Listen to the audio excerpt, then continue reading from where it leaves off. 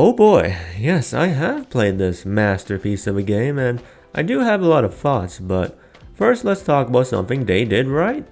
I didn't even know I needed this, but we need this feature in every Hoyo game. When I hover my mouse over the mammary glands or buttocks of a woman, it moves while I'm in conversation. My telekinetic powers even work on random female NPCs. No female is immune to my charms now. Now this feature, we need to add it to Zenless Zone 0 or Honkai Star Rail. Imagine we are in a conversation with Yuan or Jane Doe and we can hover over our mouse to move their jiggly bits. It would be a fantastic experience. Absolutely. But anyways, let's talk about the most obvious problem with this game, and it is the combat. Especially the camera. I mean, just look at this. It is completely disorienting. No one wants to play that. Not even a Coomer. Not even a Coomer. So, how do we fix this? Firstly, move the camera a bit further back to around Zenless Zone 0 distance, and then make all the moves outside of ultimates not move the camera. Because a lot of basic attacks and skills move both the camera and the character, which is too much. If we take a look at me fighting this boss, I am only using basic attacks and skills, and the camera is moving back and forth, I'm moving back and forth, the boss is moving back and forth. There's too much going on here, okay? Keep the camera still, just move the characters. Next, I would replace the barrage of units that would result in vomit-inducing combat with just a few enemy units. There is no tactical component to this combat, so having more enemies doesn't really add anything. I feel like most people probably quit at this point, but the game does sort of fix this. If the camera moves constantly because of the character, then if the character doesn't move when they attack, then it should be fine, right?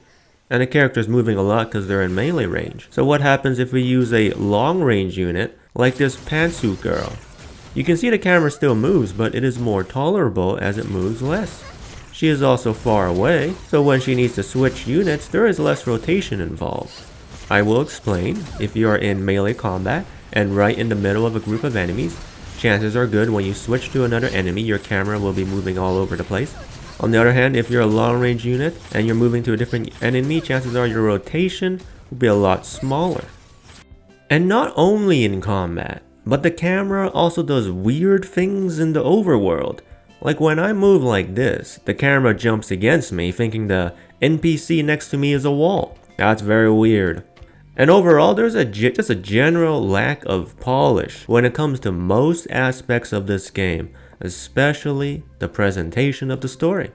The transitions between cutscenes are weird or non-existent. Sometimes I'll jump from one area to another and be confused where I am. So all of that needs to be fixed. Overall, the combat and the polish are the most serious pending issues with this game, and likely the reason for the overwhelming dislikes. But outside of that, let's talk about other aspects of this game. The story. You are Aether from Genshin Impact, and you managed to steal a spaceship from the Fatui. You break into Celeste, but turns out it was a hologram and you get infected with a mech virus that turns you into a demon mech. You travel to the real Celeste and break through their barrier. You encounter a giant booba character that rides a mech, which you defeat, but it turns out that giant booba character is also infected with the demon mech virus and is actually stronger than you. But you managed to outsmart her with a trap, but actually, she most likely escaped anyways. Simple as that. The gacha summoning in this game is actually quite interesting. You do the summoning in this train station and the train carries your tenpole. That's pretty neat, and the poles are for both characters, weapons, and furniture. So you get furniture in this game, but not regular furniture. There is an apartment where you can add furniture, and the furniture items can be interacted with along with one of your waifus.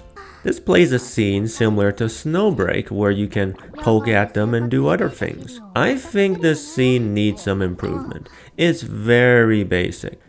You poke them, they do a specific animation. You poke them in a different spot and they do another specific static animation. There are only 2 animations per cutscene and they don't change at all. There is no significant interaction there. Like if we take a look at another game, Snowbreak, it allows some interaction. For example, you can grab their hand and it will move with your mouse movements.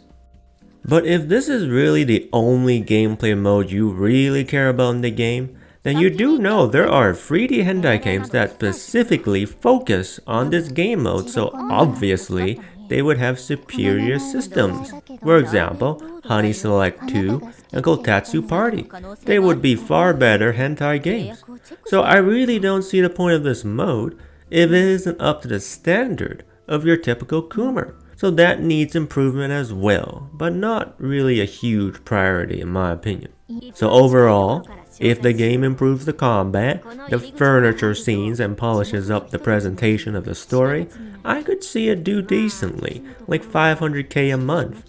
As even after everything is fixed, the game probably won't be amazing. But if it has likable waifus, the weeaboos will be swiping their credit card.